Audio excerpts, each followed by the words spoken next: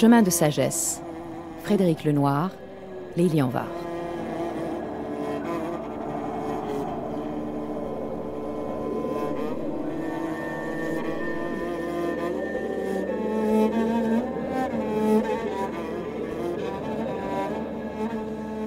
Bonjour Frédéric Lenoir. Bonjour. Nous nous retrouvons donc pour une deuxième émission sur ces chemins de sagesse que vous nous proposez cet été.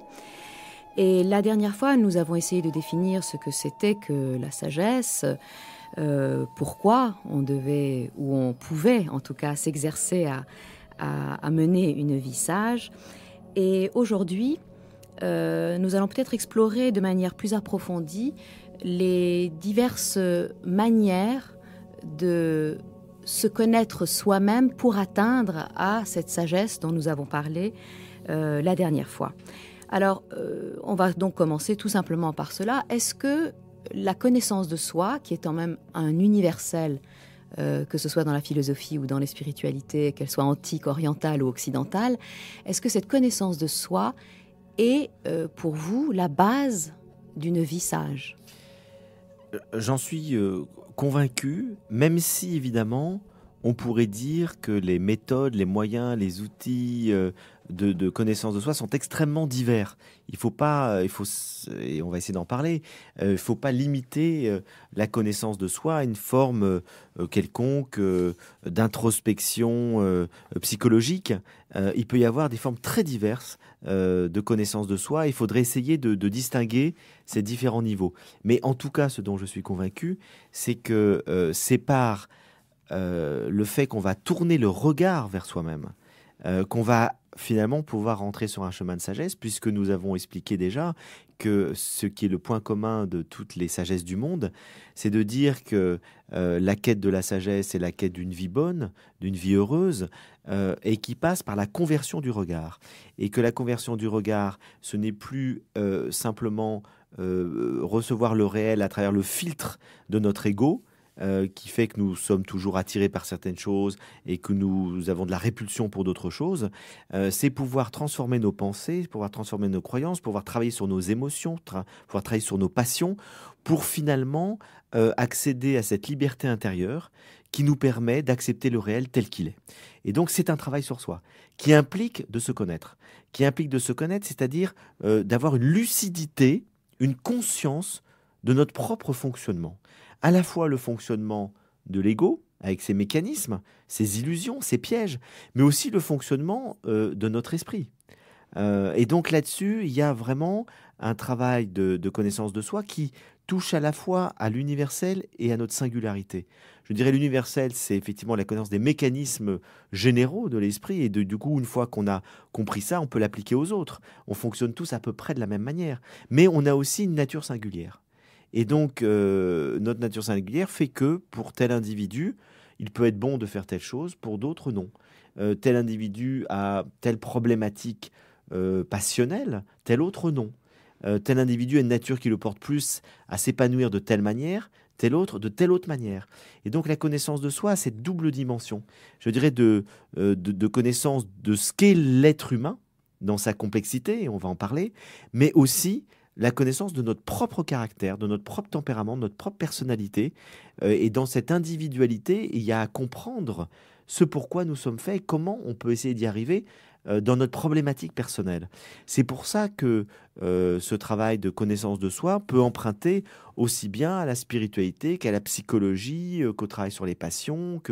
Donc il y a plein de méthodes, d'outils très divers qui permettent d'arriver, je dirais, à cette conscience éclairée que nous pouvons avoir de nous-mêmes, qui nous permet d'avancer sur un chemin en étant éclairé et pas simplement en butant sur les obstacles les uns après les autres et en reproduisant sans arrêt les mêmes erreurs.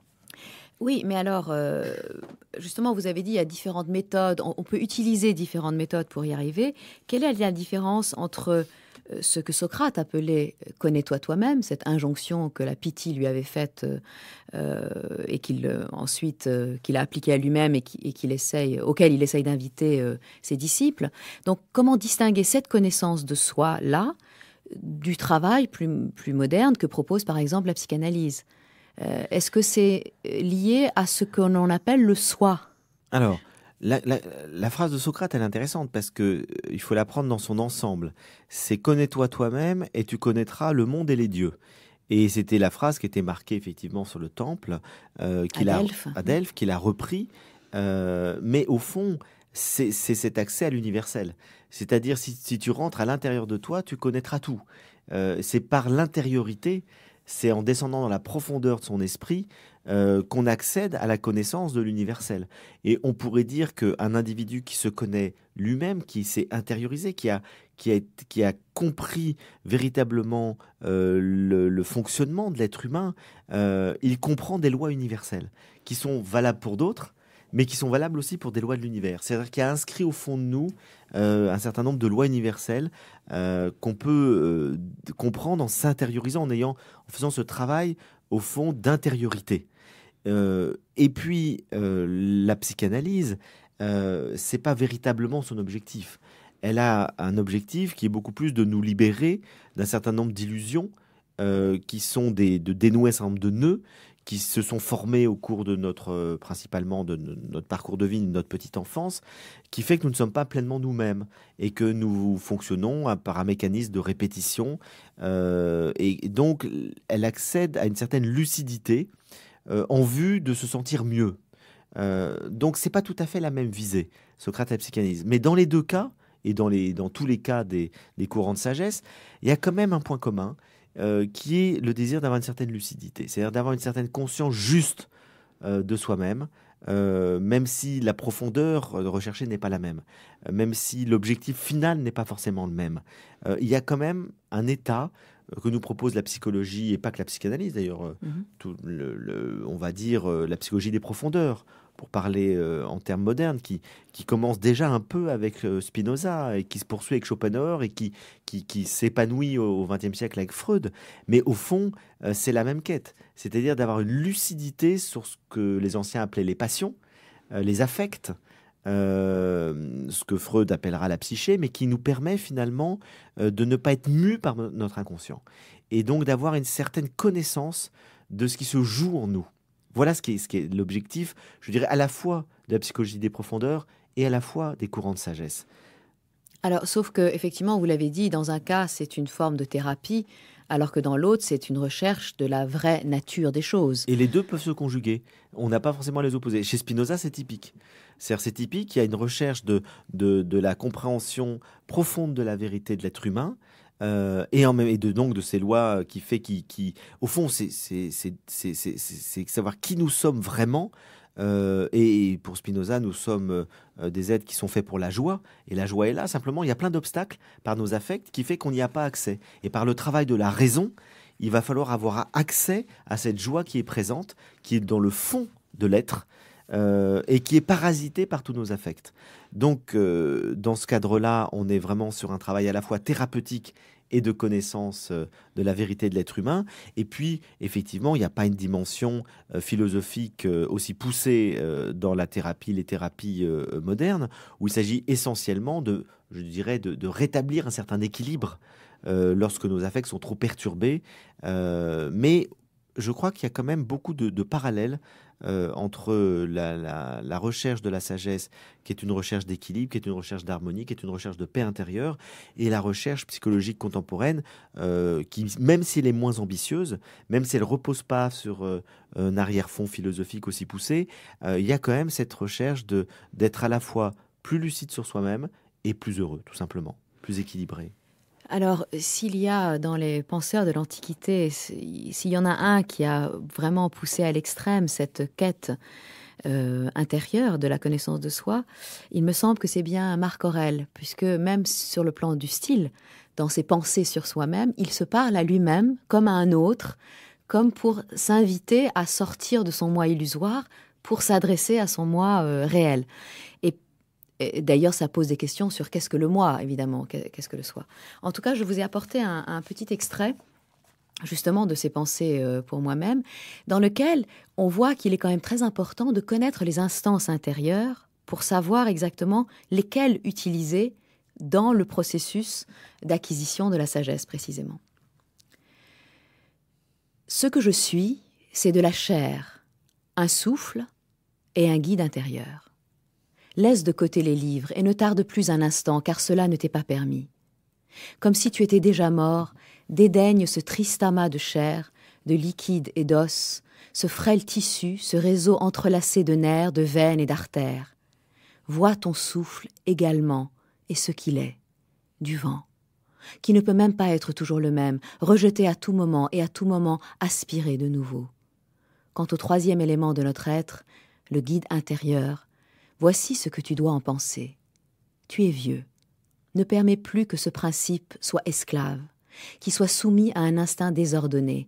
Ne permets plus qu'il se révolte contre la destinée présente ou contre celle à venir, qu'il redoute. Accable-toi de reproches, ô mon âme, accable-toi de reproches. Tu n'auras plus le temps de te faire l'honneur que tu te dois à toi-même. Chacun de nous n'a qu'une vie. La tienne est déjà presque achevée, sans que tu aies tenu le moindre compte de toi, ne plaçant jamais ton bonheur que dans l'âme des autres. Ne sois pas distrait par les accidents du dehors. Ménage-toi donc un peu de répit, pour apprendre aussi quelque chose de bien, et pour te soustraire enfin au tourbillon qui t'emporte.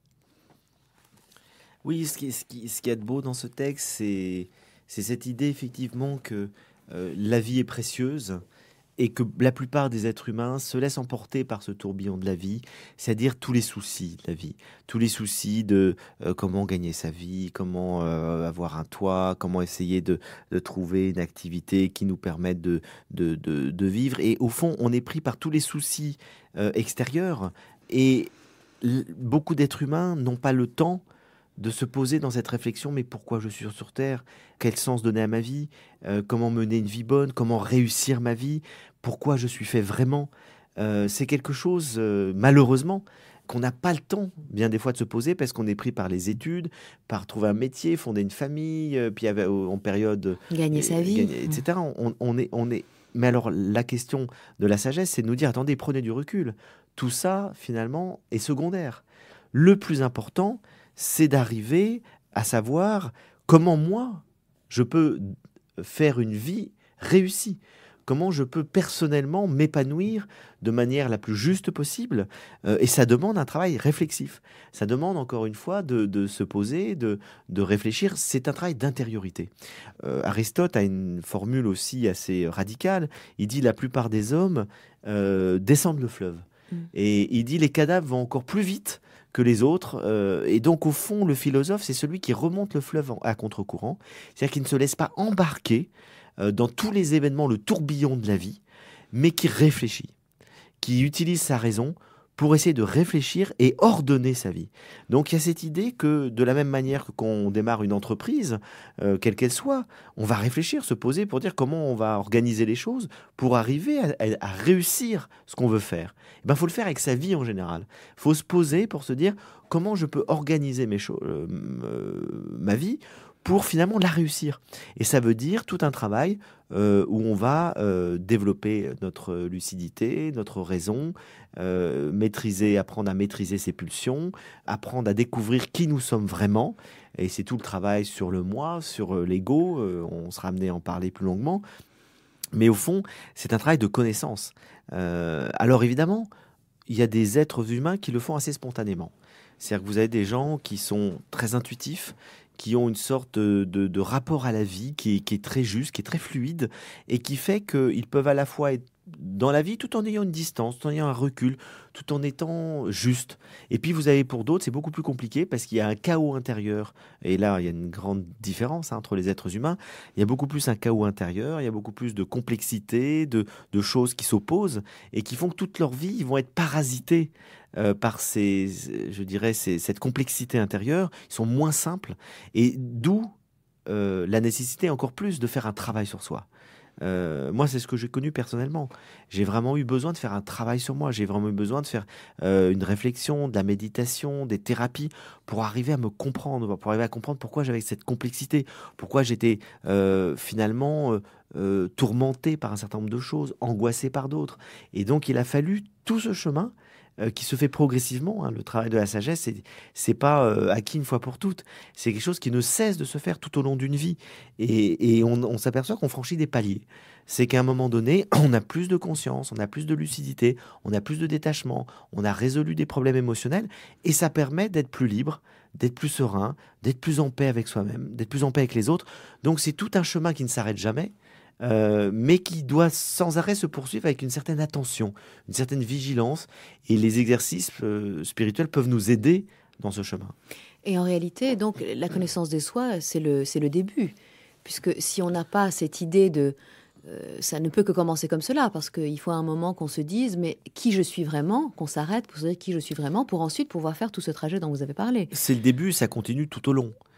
Et à un moment donné, on peut s'en débarrasser. C'est-à-dire qu'à un moment donné, on a moins besoin d'être dans l'auto-réflexion. Ce que nous disait notre ami François Roustan quand il était venu dans notre émission des Racines du Ciel, où qu'on lui avait parlé du travail. François Roustan, je rappelle, qui était jésuite, philosophe, psychanalyste, et qui aujourd'hui fait de l'hypnose ericksonienne. Donc il a plus de 80 ans, il a fait tout un cheminement, et qu'on lui dit aujourd'hui, on lui parle de la connaissance de soi, il dit ça sert à rien. Il dit ça sert à rien après tout ce cheminement. C'est parce que ça fait 50 ans qu'il s'est préoccupé de ça qu'il peut lâcher ce désir de connaissance de soi. Et c'est vrai qu'à un moment donné, il faut arrêter de se regarder le nombril. Il ne faut pas que la connaissance de soi, ça devienne en permanence tourner en rond, si vous voulez, dans une auto-réflexion. Ça peut ensuite se prolonger par le développement de son intuition, par la méditation, qui est justement une absence de réflexion, dans lequel on accède à son intériorité sans objet, sans être dans une réflexion de type rationnel. Donc il y a plein de méthodes, finalement, de connaissance de soi qui ne sont pas forcément de la réflexion ou de l'auto-réflexion. Mais ça peut commencer, et ça doit sans doute commencer comme ça, par une réflexion de type rationnel sur qui je suis vraiment, et qui passe aussi par une critique de toutes nos idées, ce que fait Socrate. Toute la maïeutique socratique, c'est véritablement passer au crible de la raison tous nos a priori, tous nos préjugés. Ces interlocuteurs, ils ont une certaine idée d'eux-mêmes, de la vie, des choses, et Socrate leur montre par le questionnement qu'en fait, ils ne savent pas, qu'ils ont des a priori. Donc, c'est aussi tout un questionnement philosophique au sens large du terme, sur toutes nos opinions, sur toutes nos croyances, qui doivent être un petit peu bousculées, dérangées, revisitées, pour qu'on accède à une vérité plus profonde. Oui, et finalement, ce à quoi on accède, c'est ce que disait François Roustan en disant, finalement, ça sert à rien de se connaître soi-même, parce que soi-même, c'est rien. C'est un peu ce à quoi arrive Socrate en disant, finalement, tout ce à quoi je suis arrivé, c'est que je ne sais rien. Exactement. Donc finalement, ça se termine quand même dans une aporie. Oui, absolument. C'est que mais ce travail est nécessaire. Plus on fait ce travail de connaissance de soi, plus on s'aperçoit que ce qu'on appelle soi, c'est pas du tout ce qu'on imaginait au départ, et que donc on va vers quelque chose d'une conscience beaucoup plus élevée, beaucoup plus profonde de soi. Et là, ça va être la distinction, effectivement, entre le moi en termes d'ego, qui est le support de notre personnalité, et la découverte qu'il y a quelque chose de plus radical en nous, qu'on pourrait appeler le soi, si on utilise des termes à la fois orientaux repris par Jung, qui est l'être le plus profond que nous sommes, qui est au-delà de cette complexité psychologique.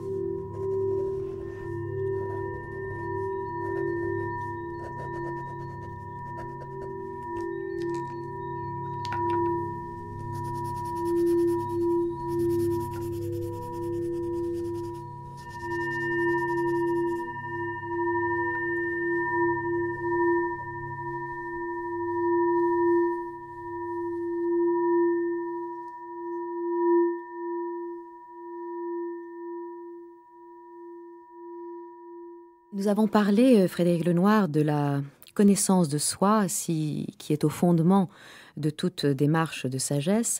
Mais je voudrais que nous allions un peu plus loin dans cette idée et que nous parlions finalement de ce mot qui revient sans cesse sous la plume des sages de l'Antiquité, des philosophes de l'Antiquité, à savoir le mot de nature. C'est-à-dire, ils disent en réalité que la sagesse, c'est vivre selon la nature et selon sa nature. Donc, selon ce que nous sommes réellement. Encore faut-il savoir ce que nous sommes réellement. Alors, quelle est la nature de l'être humain, selon vous, après tout ce cheminement que vous avez fait à travers à la fois les textes et à travers la vie? Alors, c'est vrai que cette question de nature doit être bien comprise. Il y a à la fois l'idée que chacun d'entre nous a une nature particulière, c'est-à-dire, on pourrait dire une sensibilité, un caractère particulier, et que il est essentiel de pouvoir le découvrir pour l'accomplir, le réaliser. Si quelqu'un est fait pour être potier, il faut qu'il découvre qu'il est fait pour ça. Pour être forgeron, qu'il est fait pour être forgeron. Si quelqu'un a une sensibilité qui le pousse à une expression artistique, qu'il puisse la découvrir et la mettre en œuvre. Si quelqu'un est fait pour se marier, avoir des enfants, c'est quelque chose qu'il doit pouvoir vivre. Si quelqu'un est plus fait pour une vie solitaire, c'est quelque chose qu'il doit pouvoir vivre. C'est-à-dire qu'au fond, on a tous des tempéraments, des caractères différents. Ça, c'est la première chose.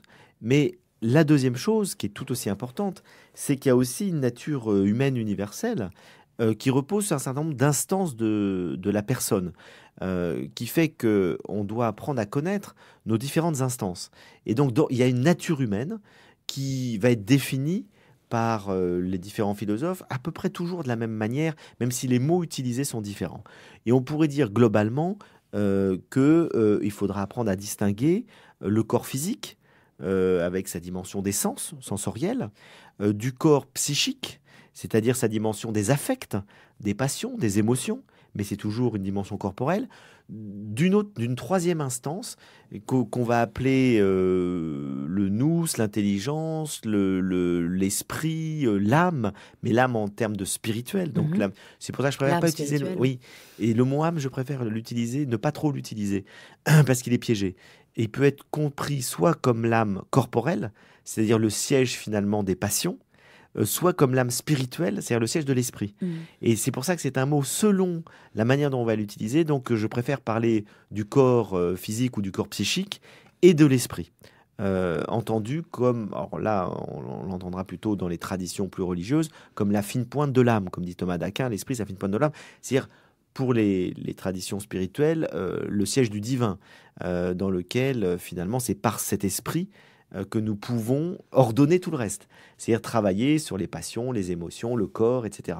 Mais peu importe les mots, il y a donc ces dimensions à la fois physiques, psychiques, spirituelles dans l'homme. Et d'ailleurs, tous les philosophes, aussi bien que les spirituels, aussi bien que dans les religions, il y a toujours ces prolégomènes à tout travail spirituel, c'est quand même de définir la nature de l'être humain. C'est très important de se dire, voilà, il y a ces différentes instances. C'est à la fois très important et pas nécessaire. C'est très important lorsqu'on réfléchit sur l'être humain, d'avoir une conception anthropologique et puis qui est fondée sur l'expérience finalement. Parce que moi, ce qui m'a vraiment frappé en lisant à la fois le bouddhisme, les sages de la Chine, les sages indiens, les philosophes de l'Antiquité, un certain nombre de philosophes plus modernes comme Spinoza, c'est que finalement ils disent tous à peu près la même chose. C'est-à-dire qu'ils arrivent toujours à définir l'être humain avec des mots un peu différents sous ces différentes grandes instances. Et donc c'est bien le fruit d'une expérience. On n'est pas dans la théorie là. C'est vraiment parce qu'on a une vie intérieure, qu'on a une connaissance de soi, qu'on comprend la nature de l'être humain. Et on rejoint Socrate, connais-toi toi-même, tu connaîtras le monde et les dieux. C'est-à-dire, tu connaîtras tout, finalement, toutes les lois universelles, parce qu'elles sont inscrites au cœur de l'être humain. Et donc, les instances de l'être humain, on les découvre par soi-même. Mais les mots nous aident. C'est-à-dire le fait de savoir qu'on peut distinguer effectivement la psyché en termes que c'est des passions, de l'âme spirituelle en termes de l'esprit qui va pouvoir ordonner les affects, travailler sur les passions. Ça permet de comprendre qu'il y a à l'intérieur de nous, je dirais, quelque chose qui n'est pas réductible à notre psychisme. Et beaucoup de gens ne le voient pas. Parce qu'on est dans notre expérience, je dirais, d'introspection première, on est confronté au psychisme. Donc on est confronté à nos affects, à nos émotions, et ils conditionnent un peu tout. Et donc le fait de savoir qu'il y a quelque chose de plus radical que la psyché, qui est l'âme spirituelle ou l'esprit, dans lequel demeure une impassibilité, une joie profonde, quelque chose qui ne peut pas être atteint par toutes je dirais, ces événements de la vie qui ont heurté, fragilisé, marqué notre psyché. C'est quelque chose qui peut être très aidant, même si on ne l'a pas encore découvert par sa propre expérience. Mais c'est quelque chose qu'on peut tout à fait découvrir. Et moi, je peux vraiment dire que l'expérience de la méditation que j'ai découvert dans le bouddhisme il y a 30 ans m'a aidé à faire l'expérience de l'esprit, à découvrir que dans ce silence intérieur et par la pratique d'une répétitive de cette expérience de la méditation, entendue comme ce silence profond dans lequel on laisse taire toutes les émotions, toutes les pensées, tout le mental, etc., on découvre qu'il y a une sorte de sanctuaire secret à l'intérieur de soi qui est toujours en paix, dans lequel il y a une lumière, une forme de lumière qui est présente et qui nous permet finalement de dépasser tout l'état de confusion dans lequel on peut être dans nos émotions. Et une fois qu'on accède à cette expérience intérieure, qui est une forme d'expérience mystique, si on l'entend dans un sens plus occidental, on s'aperçoit qu'au fond, on ne s'identifie plus à nos émotions. Et à notre corps. Et à notre corps, et à nos affects. Oui, parce que beaucoup de gens s'identifient qu'à leur corps. Et en même temps, le corps est toujours là. Mais il est habité par cet esprit qui permet finalement de mettre une distance. Et c'est très important, parce que la sagesse ne peut se développer que si on arrive à mettre cette distance et à ne pas être tout le temps, à ne pas s'identifier en permanence à nos affects, à notre corps, à nos émotions, parce qu'ils sont en permanence dans un état d'ébullition. Et donc ça veut dire aussi que lorsqu'on a par exemple une colère qui surgit, on ne va plus s'identifier à cette colère. On va dire simplement, on va pas dire je suis en colère, on va dire il y a une colère qui est présente. Mais le je est plus profond que la colère, puisqu'on a identifié un je à travers l'expérience de l'esprit qui est plus profond que l'émotion qui est en train de se manifester et qui donc peut la maîtriser. C'est donc la compréhension de ces distinctions, de ces différentes instances de l'être qui nous permet de savoir et de comprendre que l'on peut effectivement ordonner notre corps, nos pulsions, nos émotions, nos affects, nos sentiments par quelque chose, une instance supérieure que les modernes appelleront plutôt la raison, mais peu importe, parce que la raison, ça correspond exactement chez Spinoza à ce qu'on appelle l'esprit dans le bouddhisme. Donc encore une fois, peu importe les mots, si on veut essayer de faire une vision transversale de la sagesse, en tout cas, il y a une instance supérieure de l'être qui est là pour nous aider à ordonner tout cet état psychique et physique qui est complexe et qui est parfois chaotique, en vue de trouver une harmonie, une sérénité et une paix durable. Et est-ce qu'on peut dire que cette instance, alors qu'on l'appelle l'âme ou l'esprit ou la raison ou qu'importe, le souffle, est-ce qu'elle échappe aux lois de la matière? C'est-à-dire, est-ce que vraiment c'est quelque chose qui est au-delà des lois causales? Non. Tout est, je dirais, en ce bas monde, tout est conditionné par l'espace, le temps, les lois. Donc l'esprit et la matière sont liés. On peut absolument pas, on peut les distinguer, on ne peut pas les séparer. C'est toujours la même chose. On ne fait aucune expérience finalement radicale d'une séparation. On peut distinguer les choses. Et au fond, je crois que la seule chose qu'on peut comprendre par l'expérience, c'est qu'il y a des instances distinctes, mais qui sont toujours entremêlés. Et tant qu'on est dans ce corps est là, et il conditionne aussi notre esprit. Et donc tout est mêlé. Mais simplement le fait d'avoir une conscience de différentes instances qui n'ont pas la même dimension peut nous aider profondément à avancer, esprit et matière confondus, pour essayer encore une fois d'avoir un état intérieur d'harmonie. Mais distinguer ne veut pas dire séparer radicalement. Nous n'avons pas en cette vie une expérience de la séparation du corps et de l'âme. Oui, ce que je voulais dire par là, c'est que, évidemment, quand je dis au-delà de la loi causale, c'est pour vous amener aussi à parler de la question de l'immortalité. qui, même dans des traditions qui ne sont pas particulièrement religieuses, sont souvent présentes. L'idée que l'âme est immortelle et que c'est à cette part immortelle qu'il faut s'attacher à travailler. Vous avez cité l'exemple de Socrate, hein, qui finalement qui conditionne toute sa démarche de sagesse à cette idée que l'âme est immortelle, non pas pour une question d'avoir des récompenses dans l'au-delà, mais parce que c'est sa nature même d'être immortelle et que donc il faut la polir, il faut lui donner la possibilité d'être réellement ce qu'elle est pour le moment où elle vivra éternellement, finalement. Mais ça, effectivement, on a ces deux dimensions. C'est-à-dire vous avez des courants de sagesse qui partent de ce postulat que l'âme est immortelle, et puis d'autres non. Et donc là-dessus, on s'aperçoit que même si il y a une vision tout à fait différente de l'âme, avec cette dimension divine pour certains, et que l'âme est une parcelle du divin qui doit retourner au divin, et que donc elle est immortelle. Et que donc sa nature, c'est d'être divine. Sa nature, c'est d'être divine, voilà, la nature divine de l'âme. Pour d'autres, il n'y a pas cette dimension-là, et on arrive quand même, finalement, à peu près aux mêmes descriptions, si vous voulez, des exercices spirituels. C'est-à-dire que le chemin peut être le même. Simplement, la conception ontologique de l'esprit n'est pas la même. Et c'est ça qui est intéressant. C'est de voir que quelles que soient les croyances qu'il peut y avoir sur l'immortalité ou la non-immortalité de l'âme, le chemin proposé est à peu près le même. Donc je dirais que ce n'est pas la question radicale. Ça peut évidemment prendre des formes très différentes.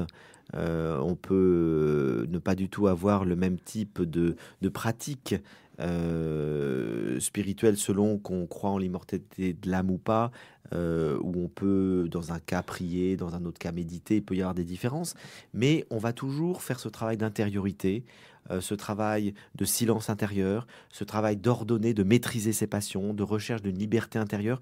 Finalement, on s'aperçoit que les exercices ont la même finalité, même si effectivement la conscience de soi-même n'est pas la même selon qu'on croit dans un divin ou pas, ou selon qu'on croit en l'immortalité d'une âme personnelle ou pas.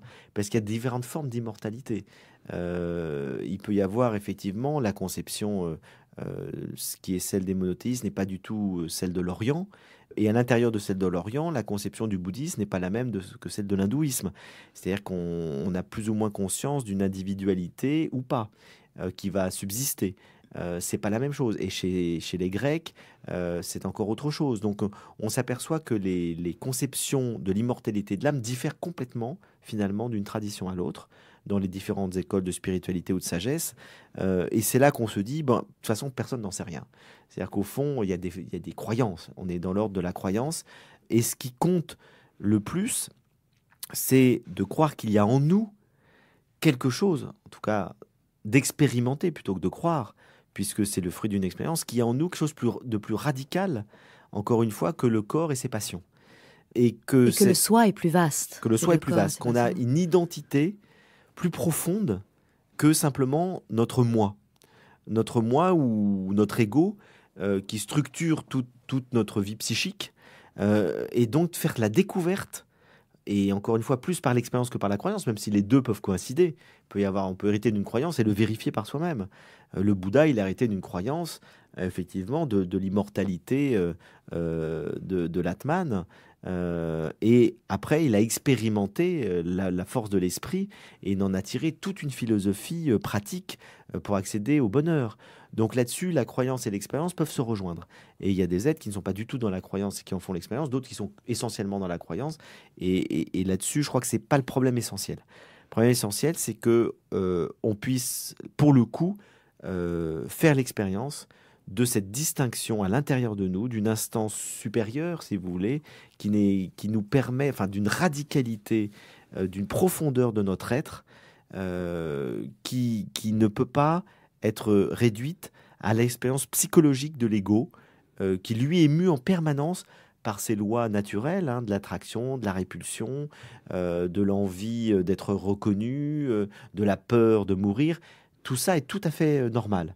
Et en même temps, plus on avance dans un chemin spirituel, plus on découvre que notre identité profonde, notre je, ne se limite pas à cet ego, et que l'ego est même une illusion qui nous empêche d'avancer, parce que tant qu'on s'identifie à l'ego, qui encore une fois est mu par ces lois de l'attraction et de la répulsion, finalement on ne peut pas véritablement progresser spirituellement.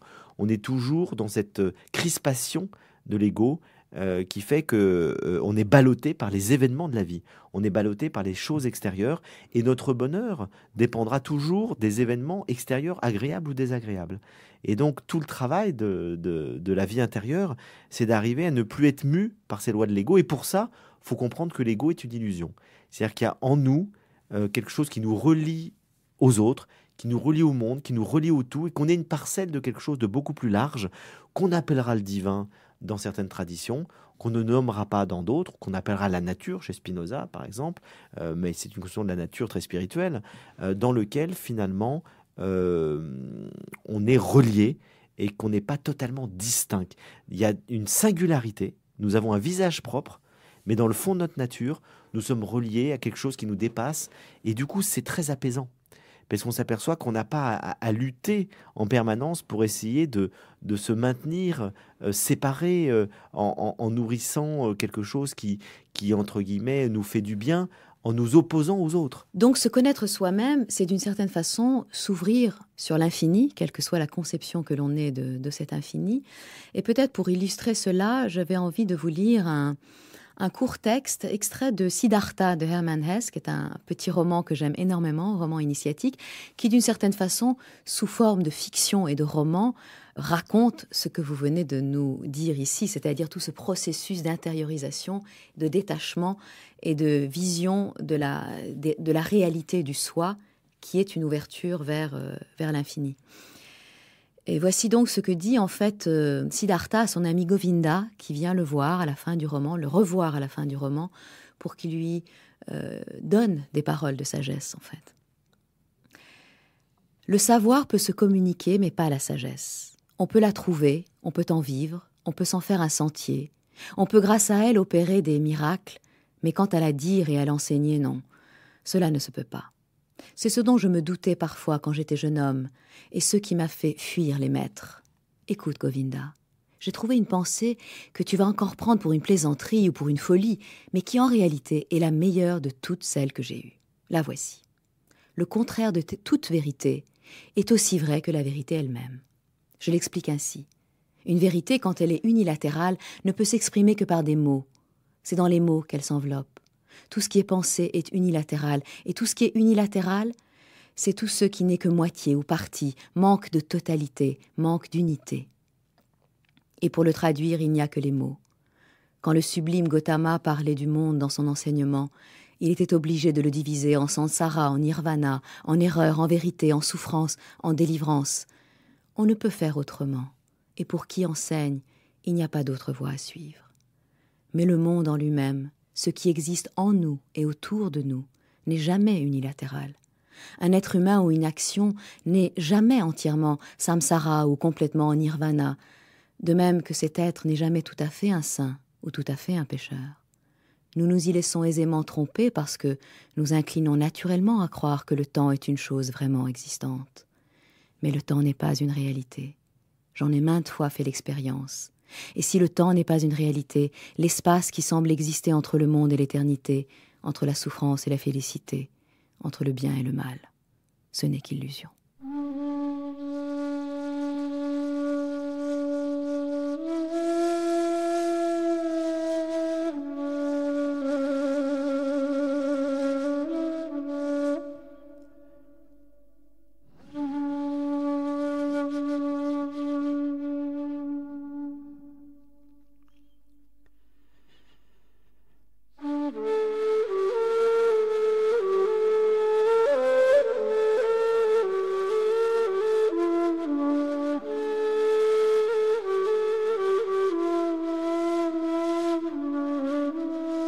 Chemin de sagesse, Frédéric Lenoir, Lélie Var.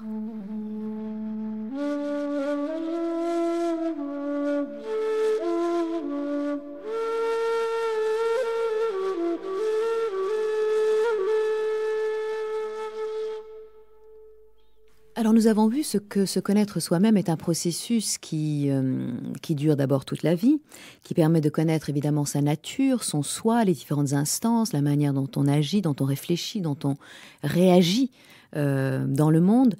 Mais peut-être à ce point de notre discussion, il serait quand même important de bien préciser la différence entre l'ego et le soi, puisque dans la sagesse, il convient quand même en général, d'éliminer tout ce qui vient de l'ego pour accéder à la plénitude du soi. Alors il ne s'agit pas tant d'éliminer tout ce qui vient de l'ego que d'en être conscient et de ne plus être mu par l'ego uniquement. C'est-à-dire, en fait, il s'agit d'acquérir une liberté par rapport à la tyrannie de l'ego.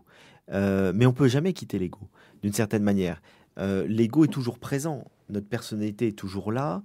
On peut simplement prendre conscience de son caractère illusoire. Illusoire dans le sens où il n'est pas le tout de notre être. Et donc, alors que le problème, c'est que nous commençons par naître spontanément avec ce sentiment que nous sommes notre ego.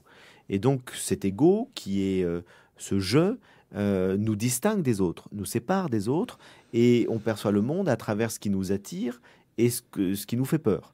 Et donc, globalement, par le fonctionnement de notre ego, on va chercher à aller vers l'assouvissement de tous nos désirs et on va repousser tout ce qui nous fait peur, tout ce qui nous fait mal, tout ce qui finalement n'est pas agréable.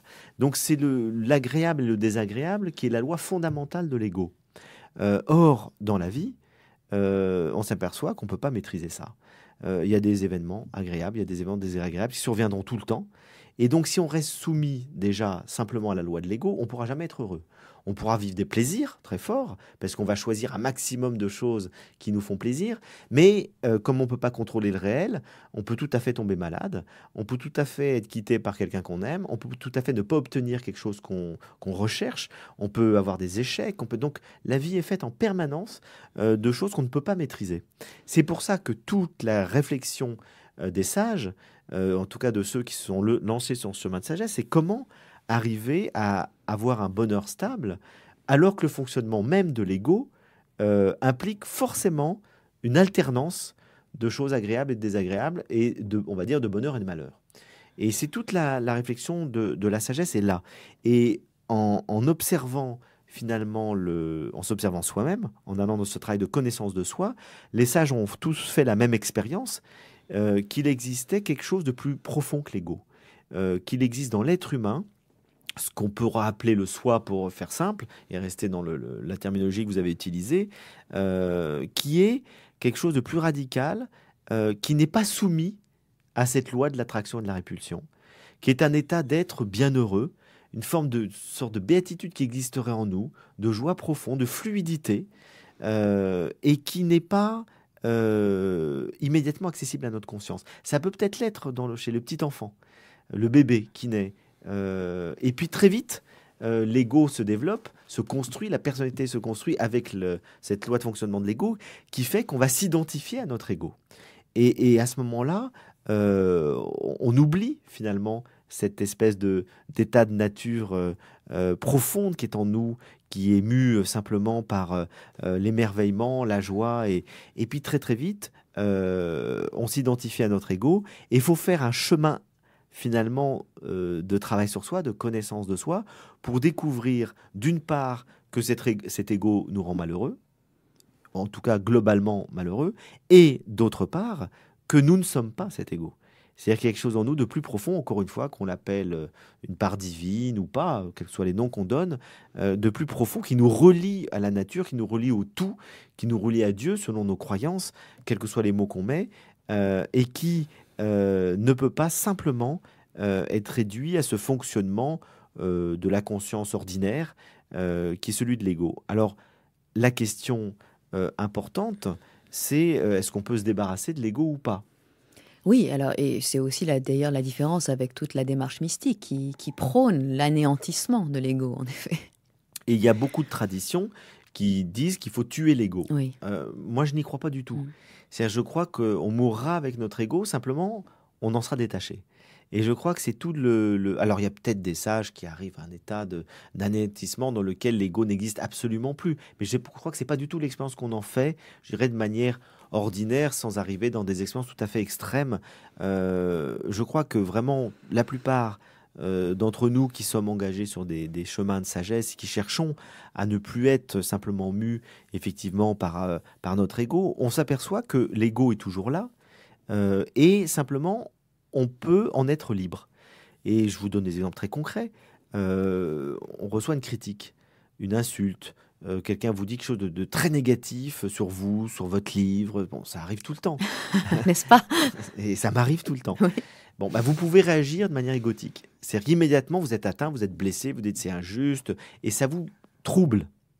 Si vous avez un petit peu travaillé sur vous, vous apercevez que vous pouvez très bien entendre cette critique et ne plus être troublé. C'est-à-dire que vous identifiez plus finalement à vos œuvres. Et vous dites, tiens, on me fait telle critique ou telle chose ne m'atteint plus du tout de la même manière. Il peut y avoir quelque chose qu'on trouve juste ou injuste, mais ça ne crée plus un trouble.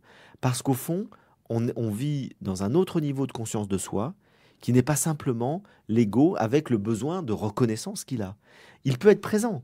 Vous allez à la limite le ressentir. Et c'est tout le travail progressif d'arriver à ce que ce ressenti diminue de plus en plus. Mais on peut le sentir toujours présent et ne pas du tout aller dedans. Et donc moi je parle beaucoup plus de lâcher l'ego que de tuer l'ego. Parce que je pense que l'idée de lâcher l'ego, c'est l'expérience qu'on en fait quotidiennement. On ressent toujours quelque chose, mais on rentre pas dedans. Et tuer l'ego voudrait dire qu'on anéantirait finalement notre mécanisme psychologique qui est fondamental. Oui, ça peut même être très dangereux. Alors c'est surtout très dangereux pour les gens qui n'ont pas assez déjà fortifié leur ego. Paradoxalement, c'est qu'il faut peut-être d'abord fortifier l'ego pour le lâcher. C'est-à-dire qu'il faut être bien assis dans sa personnalité, il faut avoir confiance en soi, il faut s'aimer soi-même pour pouvoir se détacher, pour pouvoir aimer les autres de manière juste. D'ailleurs, si on prend même les phrases bibliques, le livre, la Bible hébraïque, notamment le Lévitique, comme la parole de Jésus, nous dit « aime ton prochain comme toi-même ». C'est-à-dire pour pouvoir aimer son prochain, il faut s'aimer soi-même. Et on sait très bien, la psychologie des profondeurs nous l'a très bien montré aujourd'hui, c'est qu'il y a beaucoup d'êtres qui, parce qu'ils ne s'aiment pas eux-mêmes, ne savent pas aimer les autres. Et ils se perdent dans des actions humanitaires à n'en plus finir, en recherchant en permanence l'approbation des autres, en recherchant une reconnaissance, qu'on leur dise « vous êtes admirable, c'est bien ce que vous faites ». Au fond, ils ne s'aiment pas eux-mêmes et ils sont dans une fuite en avant permanente. Donc je crois que, encore une fois, il faut déjà avoir un ego assez bien structuré. Faut pouvoir avoir une solide construction psychologique et ensuite, ou parallèlement, si vous voulez, pouvoir s'en détacher. C'est-à-dire pouvoir ne plus être pris simplement par les besoins, encore une fois, de la recherche du désagréable, de l'agréable, la fuite du désagréable, la recherche de reconnaissance. Faut ne plus en tout cas, il faut arriver à être libre du regard des autres. Et pour être libre du regard des autres, il faut à la fois s'être fortifié et être capable de se détacher de l'ego. Donc c'est plutôt un lâcher-prise qui me paraît être vraiment l'expérience de la sagesse quotidienne qu'on peut tous faire, plutôt que d'arriver à cet anéantissement de soi. Mais là, je vais apporter un bémol aussi, parce que en même temps, on vit des moments dans lesquels on ne ressent plus du tout l'ego. C'est-à-dire ce que vont nous parler les mystiques, vont nous parler d'anéantissement, ou Maître Eckhart, qu'on découvre le néant, Sainte Thérèse d'Avila, etc. Au fond, correspond à une expérience qu'on peut faire spirituelle très profonde, dans lequel on ne sent plus la dualité entre nous et le monde. Et ça, oui, ça me paraît très juste. Et moi-même, il m'est arrivé plusieurs fois de faire cette expérience-là où je ne sens plus cette dualité. Et on est dans une joie profonde, parce qu'il n'y a plus de séparation. Oui, voire dans une extase. Voire dans une extase, parce que c'est une forme où on se sent sortir hors de soi, mais ça peut être une entase aussi. Stase, oui, tout à fait. Ça peut être quelque chose de très intérieur et qui n'est pas extatique. Mais ces expériences-là spirituelles profondes, qui peuvent être faites vraiment par chacun, ce sont des expériences dans lesquelles, effectivement, on ne sent plus de séparation, on ne sent plus de dualité. Et là, on pourrait dire que ça rejoint l'expérience dans lequel l'ego n'est plus présent. Mais ça ne veut pas dire qu'on l'a tué. C'est l'expression de tuer l'ego, de lutter contre l'ego, qui me paraît dangereuse. Parce qu'elle a conduit, dans l'histoire de la spiritualité, à des dérives terribles. dans lequel on a appris aux gens finalement à se mépriser. Et voire à mortifier le corps. Enfin, Et toute alors, la ça va tradition des ascèses sur les passions. mortifiantes. Oui. Sur les passions dans lesquelles on cherche effectivement, pour ne plus être mu par des pulsions sexuelles qui peuvent perturber la vie spirituelle, pour ne plus chercher à avoir d'orgueil, etc. On se mortifie, si vous voulez, à la fois dans le corps, mais dans l'esprit, et dans la vie psychique. Et donc on se mortifie de manière finalement qui devient violente et qui est un combat contre soi-même. Et je crois que c'est tout sauf la sagesse. C'est-à-dire que la sagesse, c'est ne pas être dans un combat contre soi-même. C'est d'arriver à véritablement, encore une fois, se distancier vis-à-vis de certaines choses en soi. C'est arriver à mettre de l'ordre, à mettre une harmonie à l'intérieur de soi, mais c'est ne pas chercher du tout à nier quelque chose qui est dans notre nature. Oui, mais ça peut nécessiter quand même une lutte, parfois. Une lutte. On peut lutter contre les passions Bien et les sûr, pulsions. mais la lutte, c'est une lutte de l'ordre de la volonté, c'est une lutte de faire des choix, c'est une lutte de renoncer à certaines choses, ce qui n'est pas facile, c'est de s'arrêter dans certaines expériences, c'est lorsque, ce que Épicure le dit très bien, finalement, c'est rechercher la modération, c'est-à-dire qu'on recherche le plaisir, mais dans la modération. Et donc, le combat, c'est de dire stop, je m'arrête de boire, je m'arrête de manger, j'essaye de vivre les choses de manière harmonieuse, c'est le juste milieu dont parle Aristote, Oui, c'est la vertu. Ça demande un effort parfois surhumain. Si pas je puis surhumain, dire. ça demande une attention, une vigilance, des actes de volonté. Et plus on pose plus on est, je dirais, plus on fait ces actes-là, plus ils sont faciles à faire. C'est vraiment la notion de vertu dont on n'a pas encore parlé qui est très importante. C'est que les Grecs ont très très bien montré, et alors suite les modernes qui ont repris les Grecs, c'est qu'effectivement tout l'exercice de la sagesse, c'est l'exercice de la vertu. C'est apprendre à ne pas être dans les extrêmes, à ne pas être dans les excès, et à pouvoir se dominer suffisamment pour rester dans une modération. C'est le juste milieu, la voie du juste milieu dont parle le Bouddha. Une modération qui évite les extrêmes et dans lequel on progresse. Plus on pose un acte vertueux, plus on est vertueux. On le voit très bien par rapport à la peur et au courage. Lorsque on a peur, on fait un petit acte de courage pour dépasser sa peur et après on a un peu moins peur. Moi, je vais vous donner un exemple très simple. J'ai horriblement peur de l'avion. Mais c'est pas que j'ai peur que l'avion se crache, c'est que je suis claustrophobe. Donc, j'ai fait un travail pour là-dessus qui fait que à force de prendre l'avion, j'ai moins peur de l'avion. Et plus on apprend à dominer sa peur, moins on a peur. Donc, le courage, ça vient du fait qu'on pose des exercices, des actes de force, des actes de courage, et finalement, on s'aperçoit qu'on arrive à dépasser de plus en plus ses peurs, ses phobies, ses appréhensions. Donc ça passe aussi par le fait de poser des actes de volonté à un moment donné. Et donc finalement, pour en revenir à l'ego, je crois qu'il ne faut pas chercher à lutter contre soi-même en permanence. Il faut simplement chercher à poser des actes justes qui nous permettent d'aller vers le meilleur de nous-mêmes et de développer le meilleur de nous-mêmes. Il faut toujours avoir cette finalité en tête. C'est-à-dire, c'est pas se détruire soi-même, c'est pas se quitter soi-même, c'est donner le meilleur de soi, s'accomplir du mieux qu'on peut en fonction de notre nature profonde. Et quand on a dit dans des traditions judéo-chrétiennes ou autres religieuses à des individus qu'il fallait qu'ils renoncent à eux-mêmes, qui sous prétexte que s'ils faisaient telle chose, ils allaient développer ou trop d'ambition ou trop d'orgueil, etc. Je pense que c'est complètement faux. C'est qu'on peut avoir une immense ambition pour soi-même. Mais cette immense ambition, c'est de réaliser ce que notre nature profonde nous pousse à être. Mais ça peut être très ambitieux. Donc là-dessus, je pense qu'il y a eu beaucoup de dérives dans la tradition, en tout cas celle que je connais le mieux, qui est la tradition chrétienne, dans laquelle on a appris une sorte de mépris de soi qui n'est pas la même chose que la sagesse, qui est simplement ne plus être l'esclave de son ego. Et donc c'est toujours l'idée finalement, dans ce juste milieu, peut-être que le bouddhisme a particulièrement bien développé cette idée-là, c'est que dans le juste milieu, il y a toujours cette idée de mettre les choses à distance, c'est-à-dire à distance égale les unes des autres. Aussi bien d'ailleurs le plaisir que le déplaisir. Mais bien sûr, c'est de ne pas aller dans les extrêmes. C'est pour ça que l'ascèse radicale, le Bouddha y a renoncé totalement. Il a commencé par ça.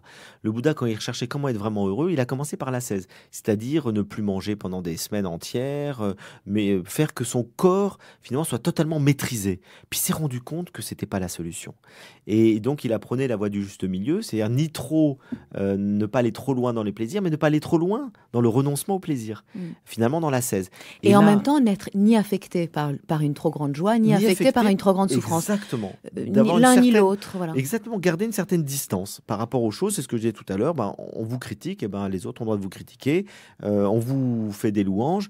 Et en même temps, il ne faut pas totalement s'identifier à cette louange et savoir que demain, on sera critiqué aussi. Et donc, c'est garder une certaine, effectivement, équilibre, d'humeur par rapport, d'affect, par rapport aux critiques ou aux louanges. Oui, en effet. Alors, il y a un texte que j'aime particulièrement dans la tradition bouddhiste, qui résume en fait ce que vous venez de dire. C'est le Sutra du serpent, avec au cœur cette image que, en réalité, quand on a réussi à faire ce lâcher prise, on est comme un serpent qui laisse sa peau toute usée, d'où le nom de ce sutra. Et donc, je vous en propose juste quelques extraits, parce que je pense que ça va tout à fait dans le sens de ce que vous dites. Celui qui, sans plus se projeter résolument dans l'avenir, ni ressasser le passé, s'est ainsi libéré de l'aversion pour un monde qu'il sait irréel, quitte le rivage de ce monde, pareil au serpent qui abandonne sa vieille peau toute usée. Celui qui, sans plus se projeter résolument dans l'avenir, ni ressasser le passé, s'est ainsi libéré de l'aveuglement pour un monde qu'il sait irréel, quitte le rivage de ce monde, pareil au serpent qui abandonne sa vieille peau toute usée. Celui chez qui il n'y a plus de tendance latente, qui a entièrement éradiqué les racines du mal, quitte le rivage de ce monde, pareil au serpent qui abandonne sa vieille peau toute usée. Celui que plus aucune inquiétude n'agite et qu'aucune cause ne saurait retenir sur cette rive, quitte le rivage de ce monde, pareil au serpent qui abandonne sa vieille peau toute usée. Celui chez qui la foule des passions qui conditionnent son attachement au devenir a déserté, quitte le rivage de ce monde, pareil au serpent qui abandonne sa vieille peau toute usée. Et celui qui, ayant affranchi des 5 types d'empêchements, désir sensuel, malveillance, paresse, turpitude, agitation inquiète et doute, atteint le calme inébranlable, invulnérable et insensible au doute, et quitte ainsi le rivage de ce monde, pareil au serpent qui, en muant, abandonne sa vieille peau toute usée. C'est sur ce sutra donc que nous achevons notre 2e volet des chemins de sagesse avec vous, Frédéric Lenoir. Je voudrais juste préciser aux auditeurs qui souhaiteraient aller plus loin et réfléchir à tous ces thèmes que nous avons abordés, qu'ils peuvent donc lire votre petit traité de vie intérieure, publié chez Pocket, ou alors L'âme du monde, qui est une sorte de conte de sagesse aux éditions Nil. Merci beaucoup de nous avoir parlé si longuement de la connaissance de soi, et je vous dis donc à la semaine prochaine. Merci à vous, Lily.